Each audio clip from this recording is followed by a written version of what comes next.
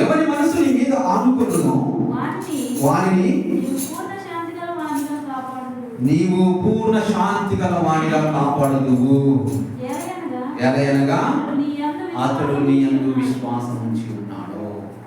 దేవుని బిడ్డలుగా మనం ఉన్నప్పుడు శాంతి లేని జీవితాలు ఎన్నో ఉంటాయి. ఈ లోకంలో శాంతి ఉండదు, సమాధానం ఉండదు. ఇంటిలో శాంతి ఉండదు, ఒంటిలో శాంతి ఉండదు. ఒంటిలో సమాధానం ఉండదు. అనేకమైనటువంటి పెద్ద పెద్ద మేడలు మిద్దెలు కడుతున్నారు, కానీ వారి ఒంటిలో సమాధానం ఉందో, ఇంటిలో సమాధానం ఉండదు. ఎందుకు ఉండదు? వారు దేవుని మీద ఆనుకొని లేరు కాబట్టి వారికి సమాధానం అనేది దొరకదు. కాబట్టి దేవుని మీద ఎప్పుడైతే ఆనుకుంటామో సమాధానకర్త అనే అధిపతి మన మీద ఏలుబడిగా ఉంటాడు. హల్లెలూయా. మనకు ఏలుబడిగా దేవుని మనం ఏలుబడిగా చేసుకున్నప్పుడు సమాధానకర్త అధిపతి మన మీద శిరస్సై మనల్ని సమాధానంగా ఉంచుతాడు. హల్లెలూయా. కాబట్టి మన సమాధానకర్త అధిపతి అయి ఉన్నాడు దేవుడు. సమాధానానికి అధిపతి, సమాధానకర్త. ఎవరి మనసుని మీద ఆనుకుని వారిని పూర్ణ శాంతి కలగలేదు అని దేవుని వాక్యం సెలవిస్తుంది. దేవుని మీద నీ మనసు ఆనుకోవాలి. నీ మనసు అడి ఆశనై ఈ ప్రపంచం మొత్తం తిరుగుతుందా? ఒకసారి మనం పరిశీలించుకోవాలి. Body present, mind absent. మనసు నిన్నే ఉంటారు, కానీ మనిషి ఇన్నే ఉంటాడు. మనసు ఎక్కడ ఉంటుంది? దేని మీద ఉంటుంది? బీరులో బాగా డబ్బులు ఉంటే డబ్బులు కాడిపోతుంది మనసు. బ్యాంకులో డబ్బు ఉంటే బ్యాంకులు కాడిపోతుంది. చేతుల్లో పని ఉంటే ఆ మనిషి ఎక్కడికి పోతే పని కాడిపోతుంది. శరీర సంబంధమైన క్రియలలో మనసు అనేది పరిగెడుతూ ఉంటుంది. కాబట్టి ఆ మనసును ఏం చేయాలి? స్వాధీనపరచుకోవాలి. పట్టణము కట్టుకున్న వానికంటే తన మనసుని, పట్టణమును స్వాధీనపరచుకున్న వానికంటే తన మనసును స్వాధీనపరచుకున్న వాడు శ్రేష్ఠుడు అని దేవుని వాక్యం సెలవిస్తుంది. కాబట్టి మనసును మనం స్వాధీనపరచుకోవాలి. ఎవరైతే మనసును స్వాధీనపరచుకొని దేవుని సహాయం కోరి మనసును స్వాధీనపరచుకుంటాడో అతడు దేవునికి శ్రేష్ఠుడుగా ఉంటాడు.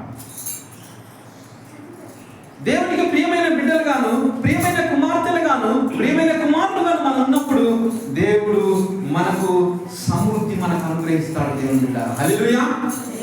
దేవుడు మనకు సమృద్ధి ఇస్తాడు. లేని జీవితం ఉండదు, లేని కలగదు. పచ్చిక గల చోట్లకు మనం కరుణ పెడతాడు, తీసుకువెళ్తాడు. సమృద్ధిలోకి మనం తీసుకువెళ్తాడు. అప్పుడు దేవునికి మనం ఆనుకున్నప్పుడు ఏది కూడా వ్యాధి, రోగ, బలహీనతలు ఏది కూడా మనకు దూరపరచబడతా ఉంటాయి. శరీరానికి రోగాలు వస్తాయి, బాధలు వస్తాయి, కానీ ట్రీట్మెంట్ ద్వారా పోతాయి. కానీ దీర్ఘకాలికమైనటువంటి వ్యాధులు, దీర్ఘకాలికంగా మనల్ని అవిధేయత వలన మనకు శోధనలు వస్తుంటాయి, బలహీనతలు వస్తుంటాయి. కాబట్టి దేవునికి ఇష్టానుసారంగా దేవుని వాక్యంతో మనం ఆనుకొని దేవుని వాక్యంలో మనం జీవించేటప్పుడు మనకు వాక్యం వెలుగై ఉన్నటువంటిది. వాక్యము వెలుగై ఉన్నది. నీ పాదములకు దీపము, నీ త్రోవకు వెలుగై ఉంటుంది వాక్యము. కాబట్టి నువ్వు అడుగుపెట్టే స్థలము వాక్యంతో మనం అడుగు పెట్టాలి. వాక్యమును మనం జీవించాలి. వాక్యమును మనం ఆనుకొని మనం జీవించాలి.